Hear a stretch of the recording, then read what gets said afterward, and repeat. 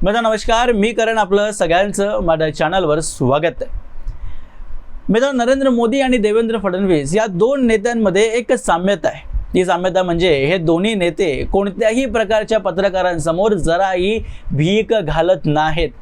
आणि त्यामुळे जर तुम्ही ऑब्झर्व केलं असेल तर तुम्हाला कळेल की स्पेशली सेक्युलर लिबरल किंवा पुरोगामी विचारधारेचे जे पत्रकार आहेत ते नरेंद्र मोदी आणि देवेंद्र फडणवीस या दोन नेत्यांच्या विरोधात वारंवार खोट्या बातम्या पसरवून एक नरेटिव्ह बांधण्याचा प्रयत्न करतात। त्यांची जातीवर किंवा एखादी घटना असेल त्या घटनेला पकडून या दोन्ही नेत्यांच्या विरोधात खोटं नरेटिव्ह बांधण्याचा प्रयत्न करतात, जेणे की जे विरोधी पक्ष आहेत त्यांना फायदा पोचावा।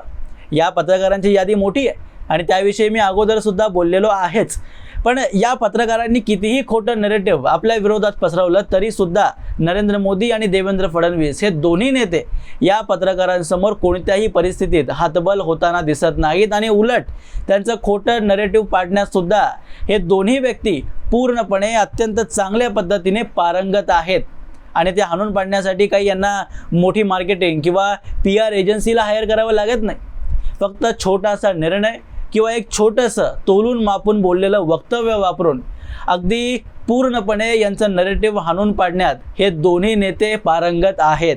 आणि देवेंद्र फडणवीसांनी हे पुन्हा एकदा करून दाखवलेलं आहे। तुम्हाला माहिती आहे की महाराष्ट्रातली विधानसभेची निवडणूक झाल्यापासून आमचे सेक्युलर पुरोगामी पत्रकार एकदम सरकारमध्ये अस्थिरता सुरू आहे। देवेंद्र फडणवीस, एकनाथ शिंदे, अजित पवार हे तिन्ही नेते एकमेकांशी नाराज आहेत। एकनाथ शिंदे गावाला गेले की मग एकनाथ शिंदेना डावललं जात आहे म्हणून ते नाराज आहेत आणि गावाला गेलेत, अशा बातम्या आपल्या समोर येतात। अजित पवारांच्या विरोधात एकनाथ शिंदेंचे जे मंत्री आहेत ते नाराज आहेत, कारण त्यांच्या मंत्रालयाचा निधी हा अजित पवार त्यांना देत नाहीत किंवा देण्यात उशीर करतात। त्यामुळे मग पत्रकारांसमोर ते लोक वक्तव्य करायला येतात आणि त्यांच्या वक्तव्याला वापरून सरकारमध्ये काहीतरी हलचल आहे किंवा सरकार पडू शकते असे सुद्धा बातम्या रचल्या जातात। आता या तिघांमध्ये कोणतीही नाराजगी नाही, कोणतीही अडचण नाही, हे तिन्ही नेते सभागृहात सुद्धा त्यांनी सांगितलेलं आहे। पण आमचे पत्रकारांना सवयच आहे आणि शरद पवार, उद्धव ठाकरे यांचं नरेटिव्ह एक तयार करण्यासाठी अशा बातम्या पसरवणं गरजेचं आहे। आणि जर नाही पसरवल्या तर मग ते पैसे कसे भेटणार आणि घर कसं चालणार। त्यामुळे अशा बातम्या तुम्हाला वारंवार ऐकायला मिळतात। आणि कसं असतं की आमच्यासारखी लोकांना माहिती आहे की या बातम्या खोट्या आहेत, पण सामान्य कार्यकर्ता, सामान्य जनता जी असते, जेव्हा एकावर एक अशा बातम्या त्यांना ऐकायला येतात तेव्हा 10 बातम्यांमधून जर 10 बातम्या खोट्या असतील तर एखाद्या बातमीवर तरी या लोकांचा विश्वास बसणार ना। आणि खास करून जे कार्यकर्ते नेत्यांशी अगदी जुडलेले आहेत, त्यांना आपल्या नेता अत्यंत जवळचा वाटतो। स्पेशली शिवसेनेची गोष्ट घ्या, शिवसेनेमध्ये एकनाथ शिंदे यांना कार्यकर्ते हे अत्यंत जवळचे मानतात। त्यामुळे एकनाथ शिंदेंविषयी काही बातमी आली की मग त्यांना विश्वास बसतो की देवेंद्र फडणवीस हे मोठ्या पक्षाचे नेते आहेत, BJPचे जास्त आमदार आहेत आणि 100च्या वरती आहेत।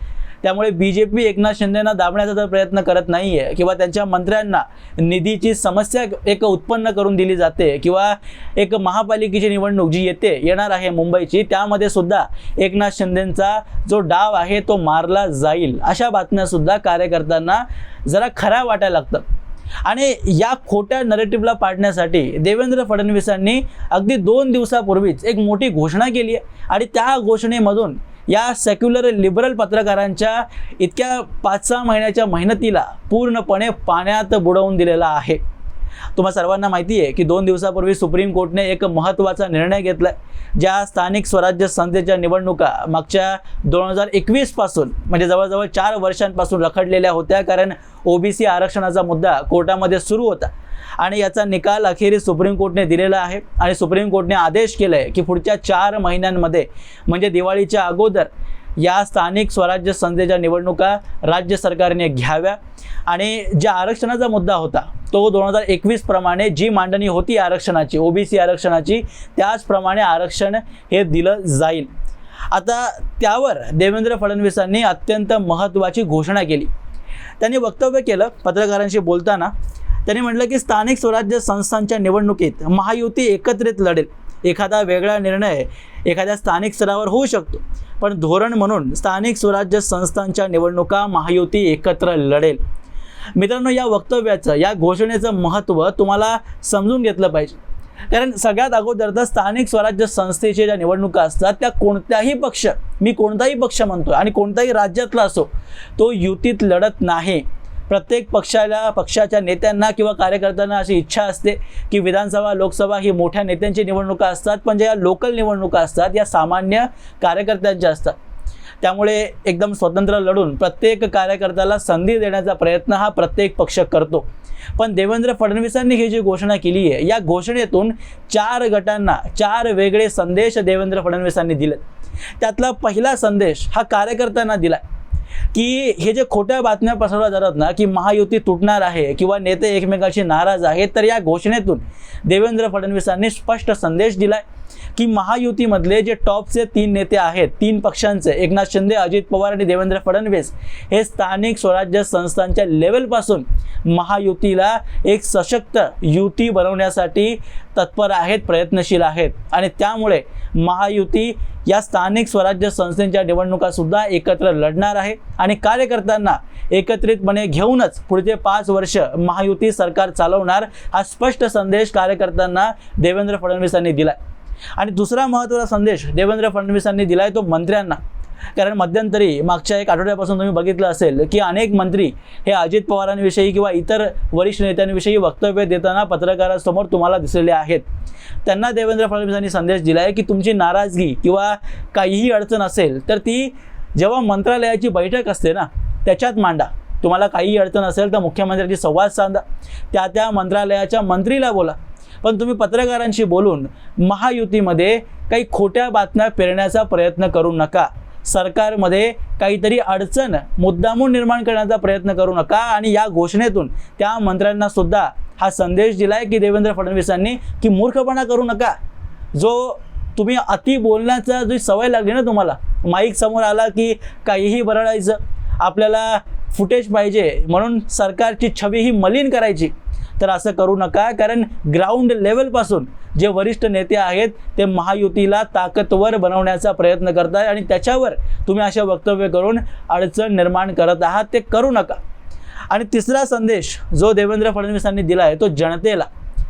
देवेंद्र फडणवीसांनी या घोषणेतून स्पष्टपणे सांगून दिलेलं आहे की महायुती ही महाविकास आघाडी नाही. महाविकास आघाडीला विधानसभेच्या जागासुद्धा स्वतःमध्ये एक वाटता आलेल्या नव्हत्या. एक जागेवरून हे सगळे लोक एकमेकांना हाणून पाडण्यासाठी प्रयत्नशील होते.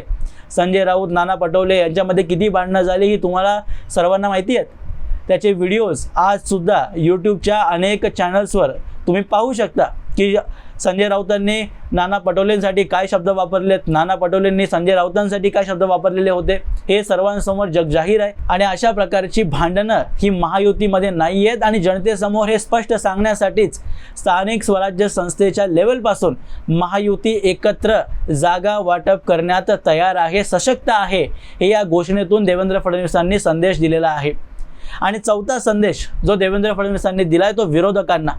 मी मगाशी म्हटलो ना की तुम्हाला विधानसभेत किंवा लोकसभेत सुद्धा जागा वाटप चांगल्या प्रकारे करता आला नाही. दुसऱ्या बाजूला महायुती स्थानिक स्वराज्य संस्थेच्या जागासुद्धा एकत्रितपणे, सशक्तपणे आणि मिळून लढण्यासाठी तयार आहे. जागा वाटप हे आमच्यामध्ये होऊ शकतं, स्थानिक स्वराज्य संस्थेच्या लेवलपासून म्हणतोय मी.